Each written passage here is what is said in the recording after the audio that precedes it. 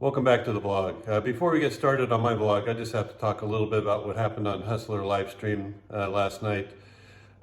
It was kind of embarrassing for the poker world. And when I first saw it live, I had a very, very poor opinion of Phil Hellmuth. And while making this video, I discovered a few things that I think I need to point out that made it not as bad as it originally seemed, but still, it's not good. So anyway, sit back, relax, enjoy. Here it comes. I was watching this stream live with my 17-year-old son, who is very familiar with everyone except for the real poker players like Tom Dwan and Phil Hellmuth. Anyway, I'm just going to play this as it happened, and then I will go back over it and point out some interesting things that I missed the first time. It's going to get interesting. I've got an ace-high flop. Phil has slime. Now kick. Mr. Beast is going to take a shot at it with absolutely nothing. There we go. No calls. Slime moved them all in. They're like at 30 or 38. It's not straight. Yeah, everything of me with 4 cents. He says 4 cents. Lost 14 hands in a row. I just fucked over him with his glasses on. It's so funny. Yeah, that's right up. The carriers don't seem to talk about it. Fuck. I just have no idea what to do here. Show between. And Helmet just folded the best hand. You got a shot? The heavy's not, yeah. Oh my god, I folded. Excellent. Oh my god, I thought you folded. No. Did not fold. No, I didn't fold. I'm thinking. Did you see his hand? He showed like ace 7 or something. Ace 6. Oh, I thought you folded. No. And he said junior did. And he looked it over. God. You showed me the worst hands. No, maybe I thought you folded with a deal. Let's have a deal. I don't think you should punish for folding your hand. All right, so what kind of deal? Let's look at this again. Mr. Beast, who has absolutely nothing, takes a stab for $5,000. Phil calls with his ace. Totally standard. Now, Slime, who checked to Mr. Beast, decides to go ahead and check raise all in, which is not a bad play. I mean, if he decides he's going to be going with his ace, he might as well get the chips in and try to force out any kind of hand that Phil might be calling with that's a little bit lighter. Phil takes a look at his cards. He uses some profanity. And now Tom Dwan wants to take a look at Phil's situation. He kind of gestures like he wants to see his cards. And Phil slides his cards over to Tom Dwan. It looks like he folded. Even the announcer said, "Hey, Phil Hellmuth folded." Okay. And then he turns his card face up because the other guy wanted to see what Tom Dwan was peeking at. And now this poor guy thinks the hand's over, so he shows his cards. And it's too late. Phil says, "I never folded. I was just kind of showing my cards to Tom Dwan. What's going on?" "Okay, I'll give you a deal. You fold and just give me $5,000 and I'll take the pot." I guess just take your money back. Or put in 5K. Put in 5,000 fair. What do you think's fair? 5? No, 5 or 10 or something. That is a little... I've just never seen someone show. I know. I'm not using it. He was confusing it. The hands were in it. I gave you a pretty good deal. All right, I call it the next card, yeah? No, you just showed us the action on. No, that's what I just, you wouldn't know. Yeah, we're only charging you 5K. I think that's generous. I don't know, whatever. I don't care. It's a good deal. It's all good. It's a good deal for you. So Phil did not fold. He did show his cards, which is totally fine in the cash game. Slime thought he folded. And a little bit of business going there. You know, I don't play nosebleed, no-limit games, and I don't know whether this is a common thing, passing your hand back and forth with other players while you're trying to make a decision. But the people he's playing against, they are recreational players. They're not professional players. These guys, some of them have not even the faintest idea of how to actually play real poker. And Phil and Tom Dwan being the ambassadors that are representing the professional poker world in this game, I think they have to be held to a little bit higher standard. And Phil, I mean, yeah, that might be a common move in a high limit game. But in every casino every place that I've played, you slide your hand face down towards the center of the table, it indicates a fold. And especially if someone else grabs your cards and looks at them, it's a fold. Everyone in the chat at Hustler Casino thought it was a fold. There were a few players at the table that didn't, but that's because they weren't watching the actual stream. They might have had a better view of what was going on because they're sitting at the table. But from someone who's watching this stream, it looked horrendous. So I don't think Phil was cheating, but I can't defend the people who criticize him for shooting an angle because, that's very angly. Even if it wasn't intended, that's very angly. And it's really bad for the image of professional poker players. And for that, I truly regret that he did it and that it ended up the way it ended up. All right, enough already about Phil. Let's get into some real poker. Sit back, relax, enjoy. Here it comes.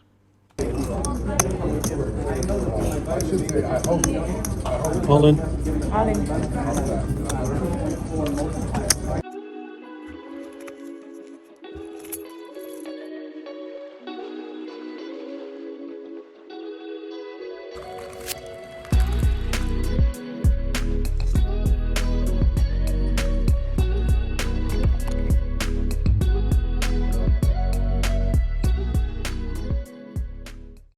All right, we're back at Capital Casino, headed for that 1-3 game, buy-in for $500.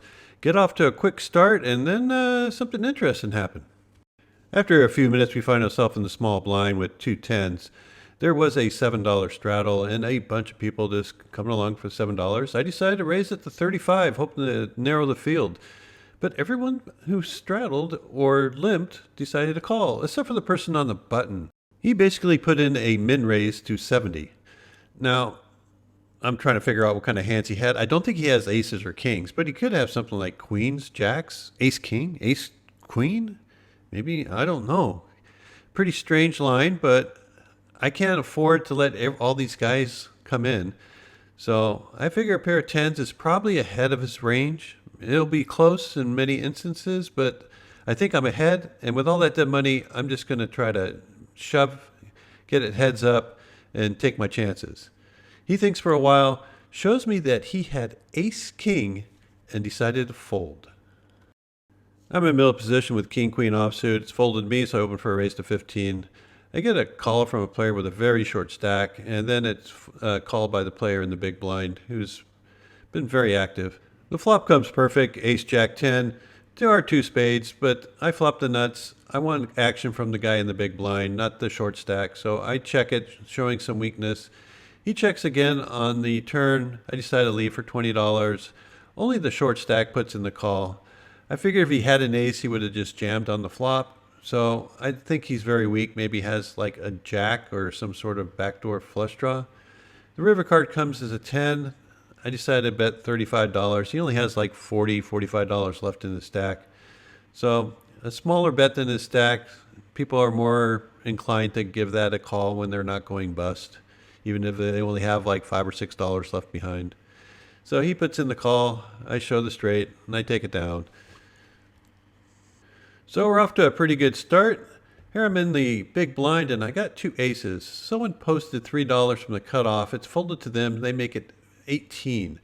Player on the button, who's the action player, puts in the call for the 18, and I decide to raise to 80. The cutoff puts in the call, and once he does, that brings along the player on the button who also puts in the call. So we're going to go 3 ways to this flop, and there's going to be $241 in the pot. Checking my suits again so I don't have to look back at them later. We see a flop of king 8-5 with 2 clubs. So we don't have the ace of clubs, so there's a possibility someone has a flush draw.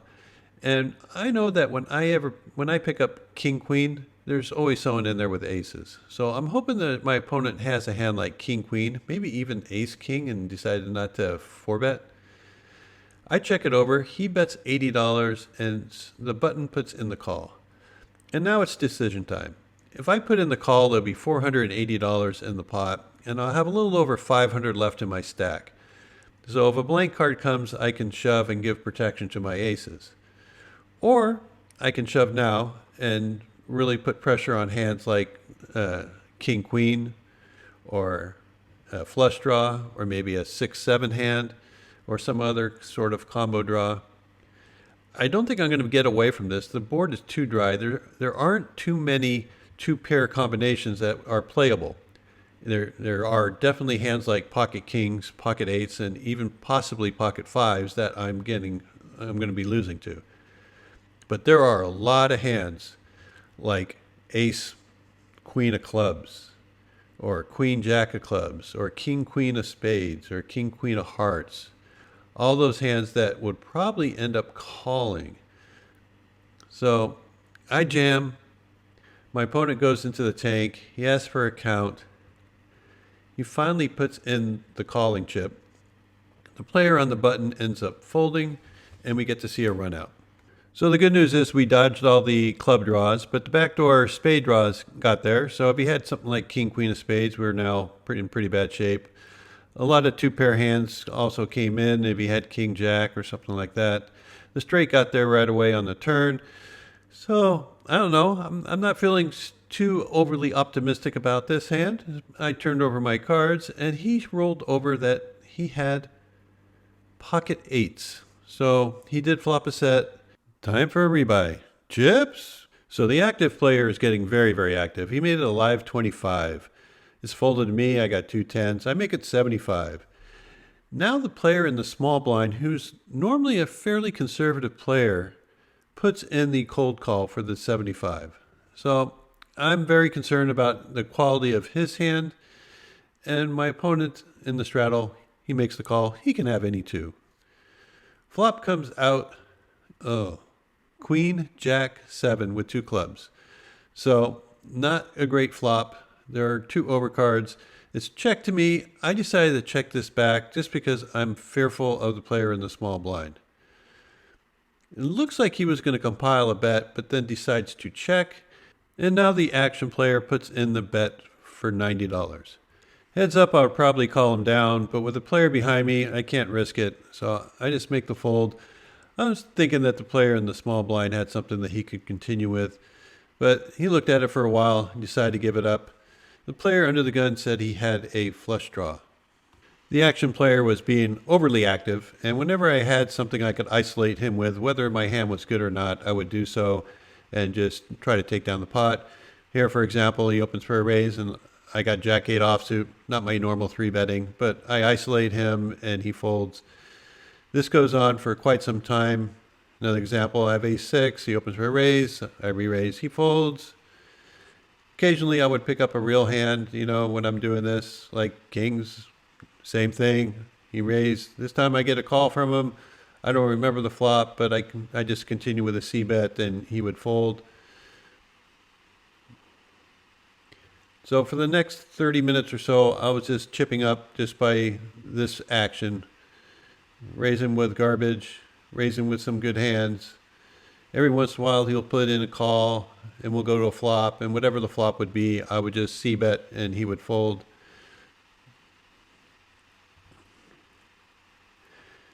Sometimes it's not so much fun building your stack back. It's not always all those big hands with aces and kings that get paid off, or you hit a set or a straight. Sometimes it's just chipping up like this. And so I'm just building my stack up slowly.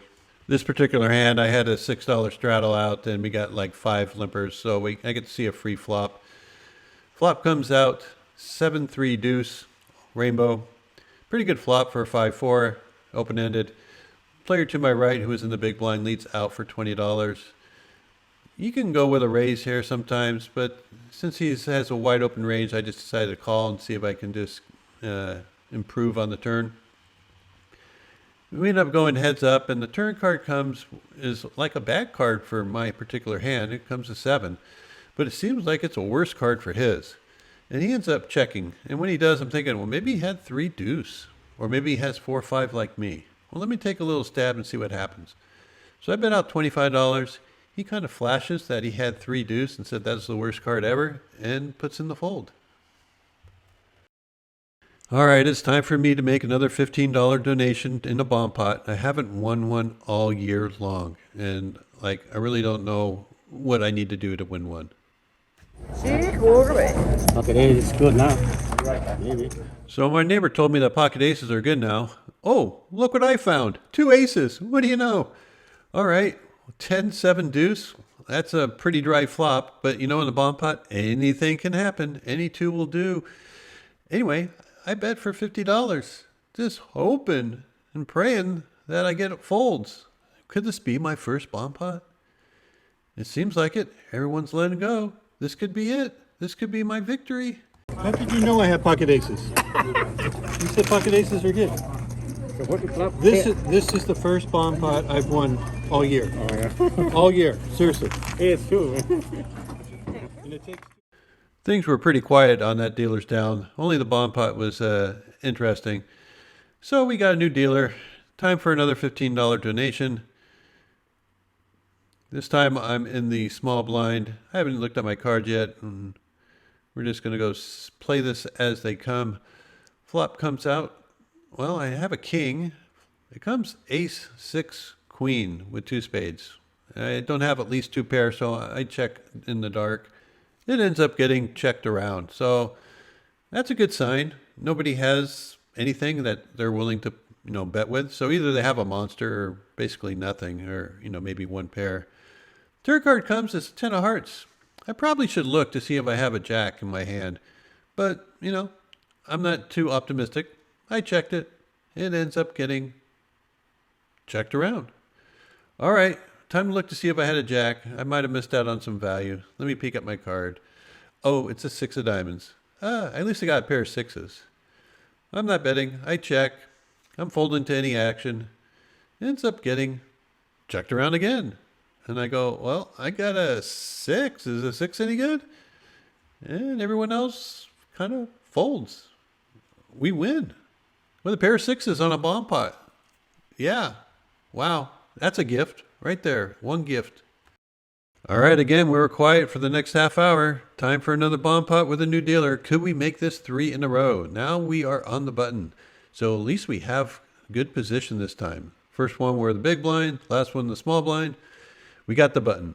Let's hope for the best.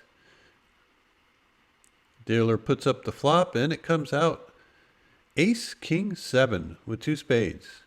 It gets checked all the way around to me, and I look down at a king and a 9. So I got second pair with a backdoor nut flush draw. Turn card comes is the beautiful king of clubs. I mean, you can't even ask for a better card than that. And it gets checked all the way around to me. Now, I got a bet, but I don't think anyone has too much. I mean, they might have some sort of weird flush draw, but they might have bet that. They might have some weak ace and they want to call. Who knows? Maybe they have a king with a crappy kicker. Anyway, I put out a bet for $40. I really didn't expect to get too much action on this bet. But I end up getting two players that call for the $40, which is good. I mean, I want action on this. That's why I bet as small as I did, hoping that somebody would find some value in their hand. Everybody else folds out, and we see a river card of a jack of diamonds. It does make queen 10 the winning hand. So if someone was calling with a gut shot, I figured they would bet. Maybe I can get some value with someone with an ace with a weak kicker now that they have a jack kicker to play along with it. So I bet for 55. Everyone folds, and I go 3 bomb pots in a row. So overall, not a great day. I lost $70. Most of it was because of that pocket aces hand where I ran into a set of 8s. Not quite sure if I could have played that better, but sometimes you're just doomed to get your butt kicked, and that's what happened to me on that particular hand. Hey, I really appreciate you guys taking the time to watch my videos. There'll be a new one coming out soon where I make a vlog supporter a very happy individual when I double them up. Nice hand. Gotcha. And if I'm going to double anyone up, I want it to be a vlog supporter. So come play with me over at Capital Casino when you want.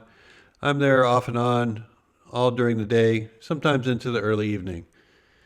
Anyway, until next time, good luck at the tables. We'll see you soon.